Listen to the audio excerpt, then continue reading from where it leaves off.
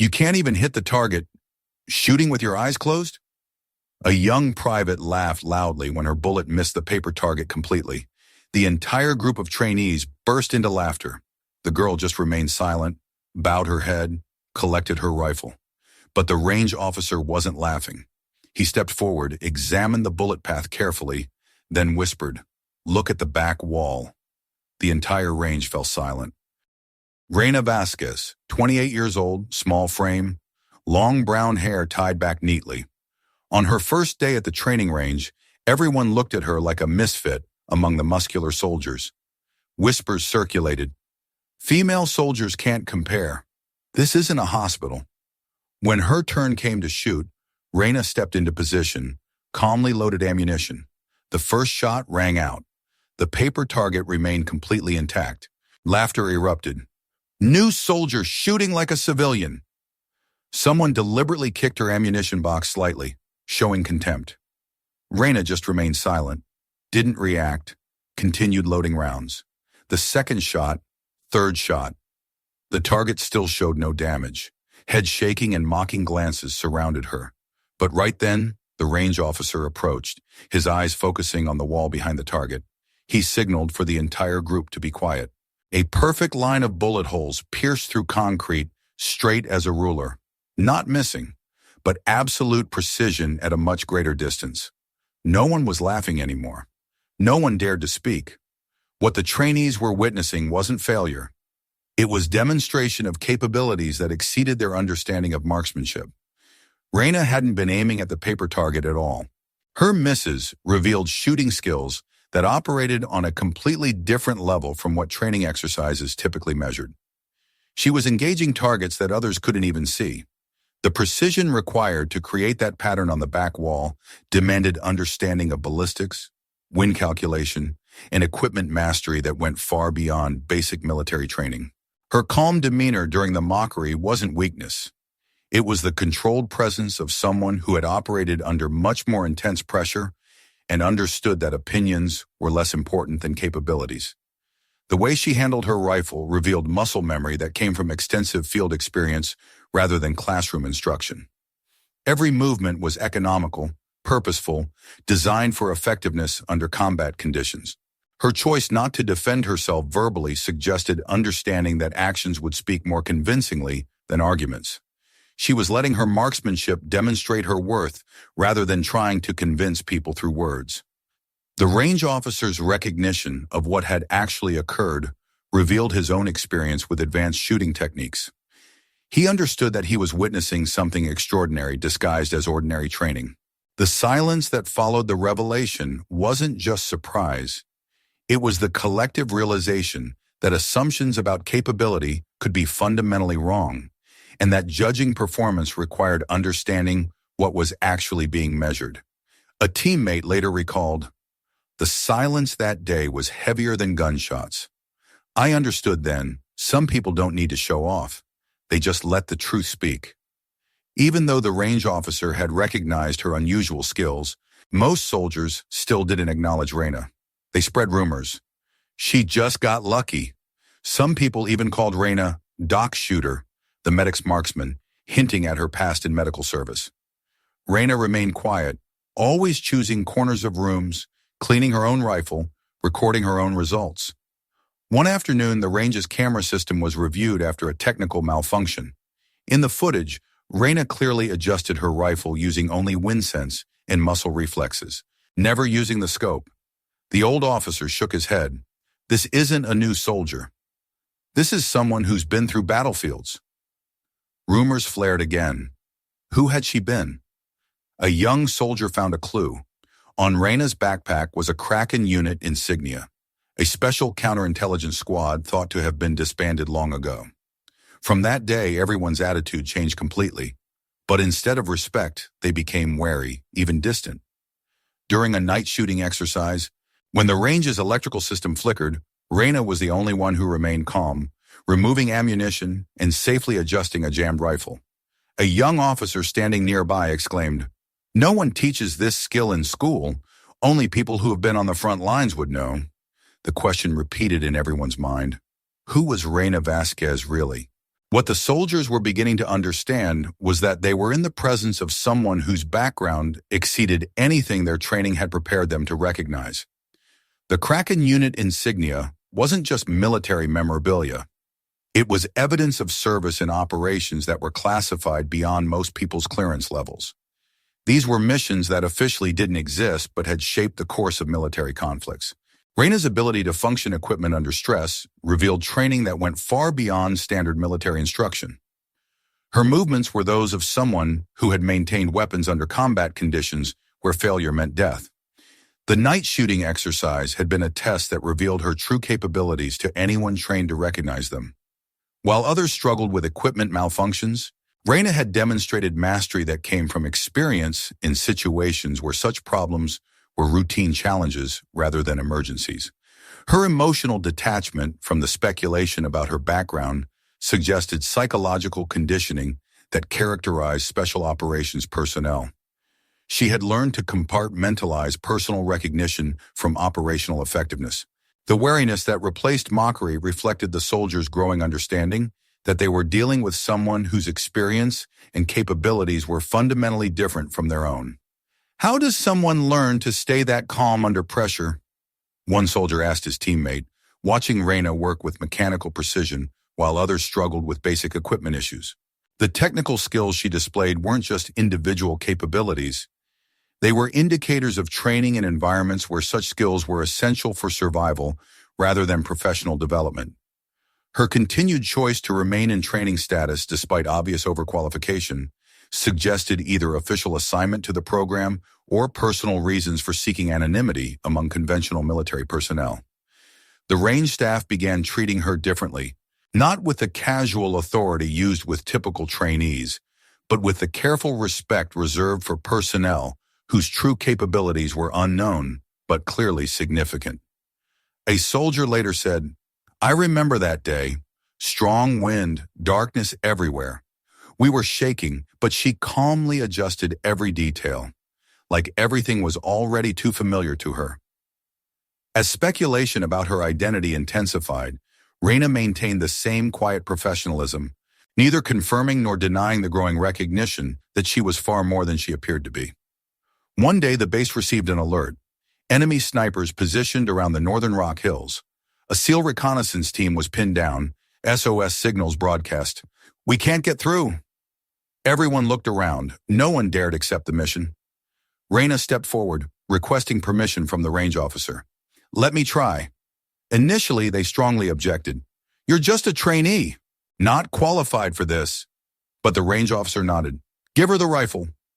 Reina lay down, quietly adjusted the shooting angle. One shot rang out. Silence. Radio from the SEAL team crackled with cheers. "Sniper down! We're clear!" Within minutes, 3 other sniper targets fell in succession. The entire base went silent. No one could believe it. The range officer approached, gently asking, "Where have you served?" Reina didn't answer. A week later, when high-ranking military officials came for inspection, a photograph from the military museum was quietly brought out. The image showed Reina in Kraken Unit black uniform, bearing the codename Silent Hawk, the sniper who had rescued dozens of lives in the Middle East. The story spread throughout the unit. The person they had mocked was actually the legend who had vanished without anyone knowing her whereabouts. What the base was learning wasn't just about misidentified personnel. It was about the existence of operators whose achievements had been classified at levels that erased them from official recognition while preserving their legendary status in operational circles. Silent Hawk wasn't just a code name. It was a name whispered in special operations units as representing the pinnacle of sniper excellence. Stories circulated about impossible shots made under combat conditions that defied conventional understanding of marksmanship. The Middle East operations that Reina had participated in weren't just military actions. They were some of the most dangerous rescue missions of the past decade, where special operations teams had extracted personnel from situations where conventional forces couldn't operate. The photograph from the military museum represented more than just historical documentation. It was proof that legends weren't just stories, but real people whose capabilities had been tested under the most extreme conditions imaginable. "How many people did you save over there?" the range officer asked, beginning to understand the true scope of what they had witnessed. Reina looked at him with eyes that carried the weight of experiences that officially never happened. Enough. Her simple response revealed the psychological burden that elite operators carried.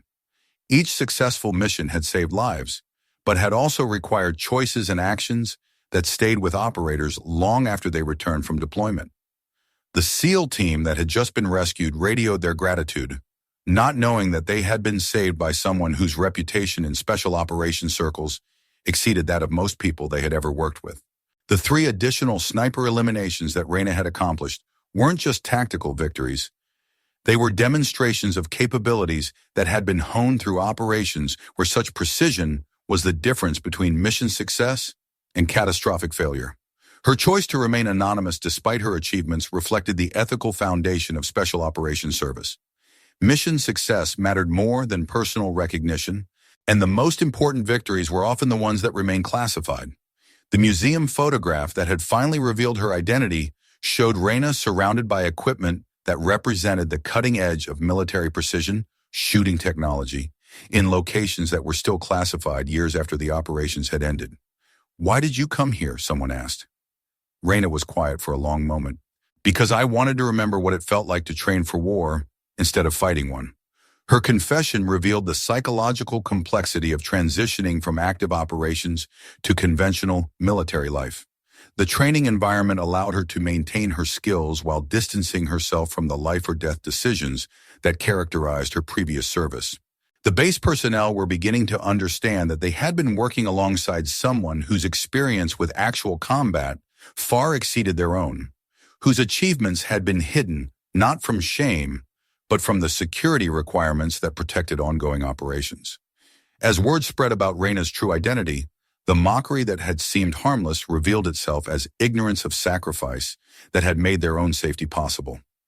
From that day on, no one dared call Reina Doc Shooter anymore. But Reina still lived simply, didn't accept any honors. She only requested to continue training like everyone else. The commanding officer quietly posted Reina's photo on the memorial board, but she took it down. Reina only left a small note. "I don't need to be remembered. Remember those who didn't come home." That statement changed the entire camp. Young soldiers from mocking to diligent training, with more silence and dedication than before. The transformation rippled through the entire training culture. Reina's revelation had demonstrated that the most extraordinary people often chose the most ordinary roles, and that assumptions about capability could blind people to expertise that might save their lives. Her refusal to accept recognition sent a powerful message about the nature of true service. While others sought advancement and acknowledgement, Reina chose to honor fallen comrades through continued dedication to training excellence. The note she left became a guiding principle for the entire unit. Personnel began approaching their duties with new understanding that their training was preparation for protecting others rather than advancing themselves. Training exercises became more serious, more focused. The casual attitude that had characterized previous sessions was replaced by recognition that the skills being developed might one day mean the difference between life and death for real operations. Reina's mentoring approach influenced how experienced personnel worked with newer soldiers. Instead of using knowledge to establish superiority, they began sharing expertise to elevate collective capabilities. The range where Reina continued to train became an unofficial shrine to the principle that excellence served others rather than self. Her example of using extraordinary skills for ordinary training inspired everyone to approach their duties with greater dedication. Medical personnel noted changes in unit morale and cohesion. The revelation about Reina's background had created a new standard for how military excellence should be expressed, through service rather than recognition. 6 months later, the training program had the highest performance ratings in the entire military district. Reina's influence had elevated not just individual capabilities, but the culture of the entire organization. The memorial board that she had removed her photo from was eventually dedicated to all classified operators whose service couldn't be publicly acknowledged. It became a reminder that heroism often remained invisible. Her quiet presence in routine training exercises served as daily inspiration for personnel who understood they were learning alongside someone whose achievements had shaped military legend. Do you believe that quiet people like Reina exist around us? Type, I will live kindly. If you believe every good person deserves to be remembered forever. Reina Vasquez's story isn't just a camp anecdote. It reflects a truth. Many silent heroes still exist around us. They don't seek spotlights or need shining medals, but in decisive moments, they become the ones who change everything. Maybe out there, right in the community you live in, there's also a Reina, someone who once sacrificed their youth, but now just wants to live peacefully. Never underestimate or mock anyone, because you don't know the past they've walked through and the silent strength they carry in their hearts. Her journey teaches us that the most dangerous assumption we can make is that someone's current role represents their ultimate capabilities. People carry experiences, skills, and sacrifices that may be invisible until the moment when extraordinary action reveals their true nature. The real lesson isn't about marksmanship or military service. It's about recognizing that legends often choose anonymity, that the most valuable people are frequently the most overlooked, and that our assumptions about others can blind us to the heroes walking among us. If you believe stories like this need to be told, leave a comment, and don't forget to subscribe to SN Quiet Stories. We tell the stories that shouldn't be forgotten.